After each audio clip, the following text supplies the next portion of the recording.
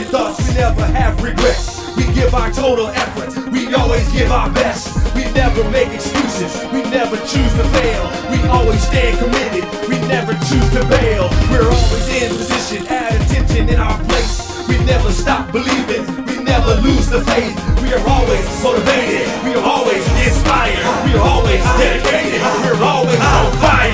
We all that, we know that, we bad, we wild, we know that. What's good, everyone? Welcome back to another exciting episode of my Midweek Motivation. I'm your host, Darrell D. Kelly, and I'm going to take you through it today. As a matter of fact, today's Midweek Motivation topic happens to be my favorite word, and it's the word attitude. That's right, we're going to talk about attitude today. So let's look at the definition. An attitude is defined as a bodily posture showing mood, a bodily posture showing action, a bodily posture showing thought. It's a manner of showing one's feelings or thoughts. Think about that. An attitude is a manner of showing one's feelings or one's thoughts. Even if you're not saying it, you can be showing it. You can be showing it. You may not say how you feel, but you're showing us how you feel. We call that attitude. And it can be either positive or it can be negative. So listen, attitude is when the way you act shows what you think. That's right. Your actions will reveal your thoughts. Attitude is when your actions reveal how you feel. So you just mentioned that. It reveals how you feel. So I can't read your mind. Think about this. I can't really read your mind, but I can interpret your actions. I can interpret your actions. So if I'm around you for a period of time, I can get to know you over a period of time. And then I can say, okay, I can pretty much develop the fact that this is someone who has a good attitude.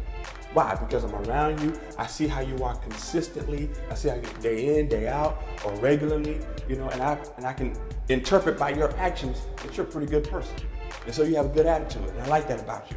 Or I can spend time with you, and I can come to the conclusion by interpreting your actions that you're negative. You have a negative attitude, or you have something else going on in your, so listen, stop complaining about people judging you. We're in that phase now where one little critique, one little criticism, one little opinion, and you just think everybody's judging you. That's not necessarily the case. Because if you're consistently doing a certain thing, come on, attitude are actions that show what you think or show how you feel. So if you're doing something consistently, then people will begin to interpret that about you based on your actions. So that brings something very powerful to mind. Are you sure that your actions are telling the truth about who you are? That's good right there. For many of you, the issue is not that people are judging you, but it's that your actions are advertising something about you. Attitude, whether positive or negative, is going to have an effect on your outcome. I need you to realize that it's going to affect. Think about this. Do you realize that attitude determines atmosphere? Attitude determines atmosphere. Have you ever went to the bank? Let's say you're on your lunch break and you need to go in and make a real quick transaction. And you walk in only to discover that the line is extremely long, but yet your time is extremely limited. And you look at the people standing in line and they all have that look of just impatient frustration,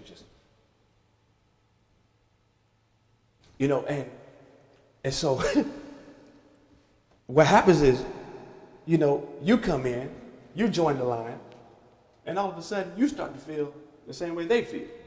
You have that impatient frustration because there's only two tellers working. They know everybody come in on their lunch break, and this bank only has two tellers working. Okay, and then don't let two more tellers come back from their break and still don't clock in, and they're just walking around behind the counter trying to look important. Then now you're really about to get at attitude. You see what I'm saying? It is this attitude that has created this atmosphere of impatient frustration. So anyone new who joins the line also becomes impatient and frustrated. And if you got somebody vocal in the line, like they know they could get some more people in here, oh, that just adds fuel to the fire. Why? What am I saying? Attitude can determine atmosphere. All right, think about it let's go a different direction with this idea. A class that's eager to learn. Students who are engaged in this process and excited about the course or the subject matter that they're studying, and then they've created this atmosphere. And when a new student joins this atmosphere, it becomes easy for them to adapt. It becomes easy for them to get engaged and involved in this process. Why? Because the attitudes have already created the atmosphere for learning. Attitude determines atmosphere.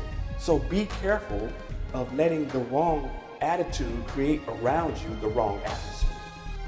Think about it. So that works in any place. The attitude of the family is going to determine the atmosphere of that home. The attitude of your employees is going to determine the atmosphere of that office or that warehouse, whatever the case is. So it's across the board. Attitude determines atmosphere, and you can maintain your own atmosphere by maintaining your own attitude. All right? That's all I'm talking about today is attitude. We got one word for you. No formulas, no 3 points, all that good stuff. And we'll talk about that later. But right now, my favorite word, I just wanted to share that with you today, attitude.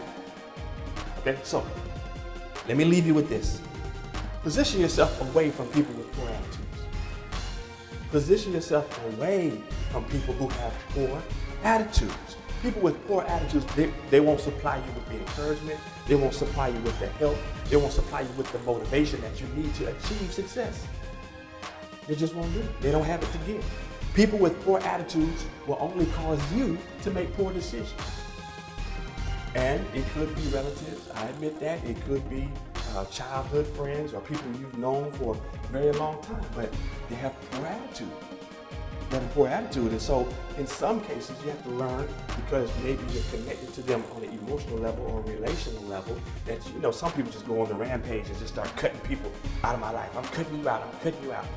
Well, sometimes you have to learn to love and let go. Some people you learn to love and let go.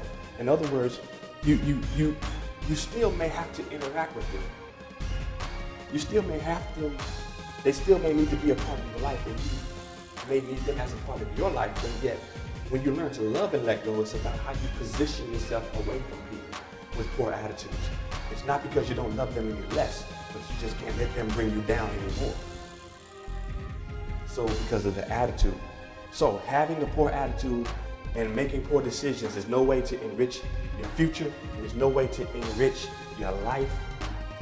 No way to fulfill your dream by having poor attitudes that lead to poor decisions. So I just wanted to leave that with you today. That's this week's midweek motivation topic is attitudes.